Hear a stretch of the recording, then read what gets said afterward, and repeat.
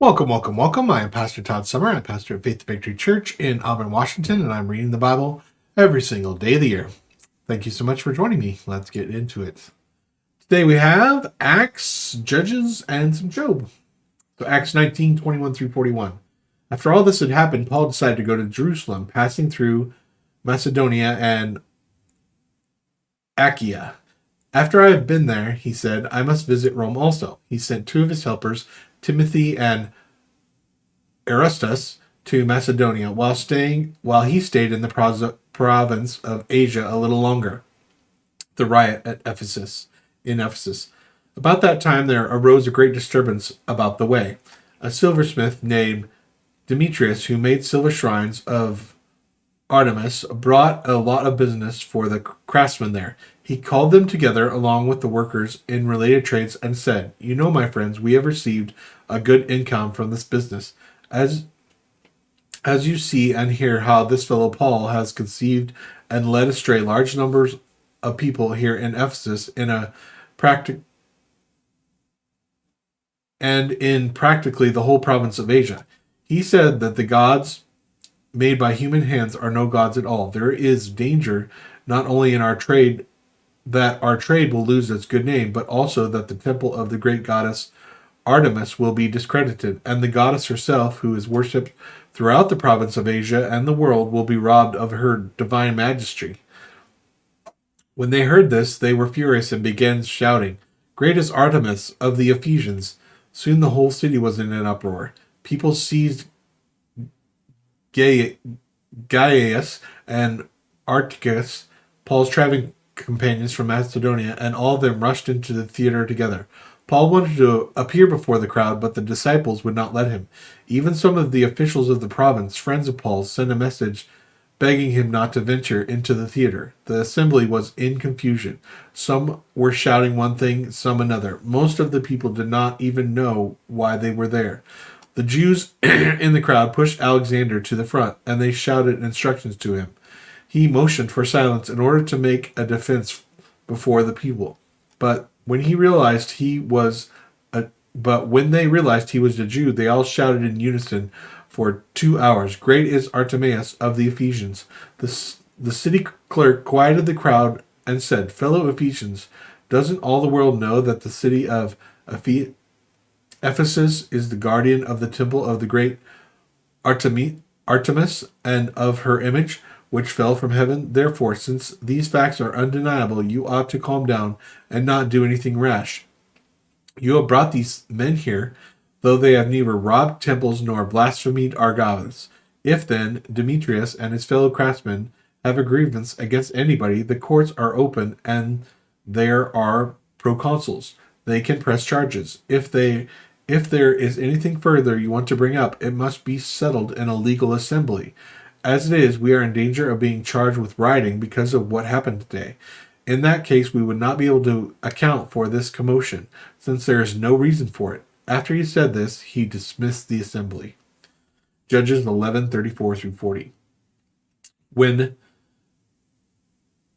Jephthah returned to his home in Mizpah, who should come out to meet him but his daughter, dancing to the sound of timbrels? She was his only child. Except for her, he had neither son nor daughter. When he saw her, he tore his clothes and cried, Oh no, my daughter, you have brought me down, and I am devastated. I've made a vow to the Lord that I cannot break. My father, she replied, you have given your word to the Lord. Do to me just as you promised. Now the Lord has avenged you of your enemies, the Ammonites. But grant me this one request. Give me 2 months to roam the hills and weep with my friends because I will never marry. You may go, he said, and he let her go for 2 months. She and her friends went into the hills and wept because she would never marry. After 2 months she returned to her father, and he did to her as he had vowed, and she was a virgin. From this comes the Israelite tradition that each year the young women of Israel go out for 4 days to commemorate the daughter of Jephthah the Gileadite. Jephthah and Ephraim. The Ephraimite forces were called out. They crossed over to Zaphon. They said to Jephthah, Why did you go fight the Ammonites without calling us to go with you? We're going to burn down your house over your head. Jephthah answered, I and my people were engaged in a great struggle with the Ammonites, and although I called, you did not save me out of their hands. When I saw that you wouldn't help, I took my life in my own hands and crossed over to fight the Ammonites. And the Lord gave me victory over them. Now why have you come up to fight today to fight me?" Jephthah then called together the men of Gilead and fought against Ephraim. The Gileadites struck them down because the Ephraimites had said, "You Gileadites are renegades from Ephraim and Manasseh." The Gileadites captured the fords of the Jordan leading to Ephraim, and whenever a survivor of Ephraim said, "Let me cross over," the men of Gilead asked him, "Are you an Ephraimite?" If he replied no, they said, "All right, say Shibboleth." If they said Shibboleth because they could not pronounce the word correctly, they seized him and killed him at the fords of the Jordan. 42,000 Ephraimites were killed at that time. Jephthah led Israel 6 years. Then Jephthah the Gileadite died and was buried in the town of Gilead. Ibzan, Elon, and Abdon. After him, Ibzan of Bethlehem led Israel. He had 30 sons and 30 daughters. He gave daughters away in marriage to those outside his clan. And for his sons he brought in 30 young women as wives from outside his clan.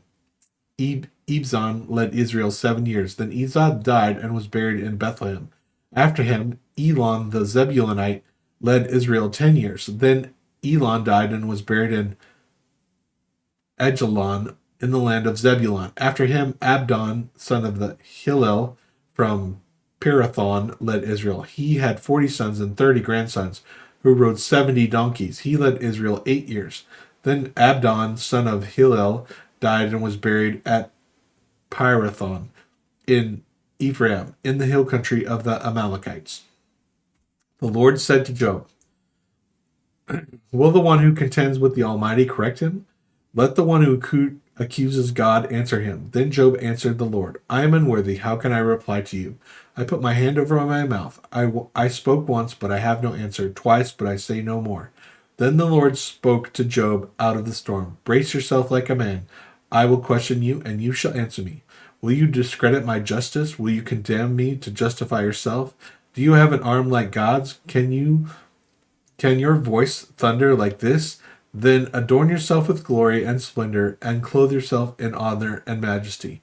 Unleash the fury of your wrath. Look at all who are proud and bring them low. Look at all who are proud and humble. Crush the wicked where they stand. Bury them all in dust together. Shroud their faces in the grave. Then I myself will admit to you that your own right hand can save you. Look at Bethlehem, which I made along with you, and which feeds on grass like an ox. What strength it has in its loins, and power in its muscles of its bellies. Its tail sways like a cedar. The sinews of its thighs are close knit. Its bones are tubes of bronze, its limbs like rods of iron. It ranks among the works of God, yet its maker cannot not approach it with a sword. The hills bring it their produce, and all the wild animals play nearby. Under the lotus plant it lies, hidden among the reeds of the marsh. The lotuses conceal it with their shadow. The poplars by the stream surround it. A raging river does not alarm it. It is secure, though the Jordan should surge against its mouth. Can anyone capture it by its eyes, or trap it and pierce its nose? Amen, amen. Thank you so much for joining me today. Really appreciate that. Would also really appreciate if you would leave a like and a comment on this video. Have a great day, and God bless.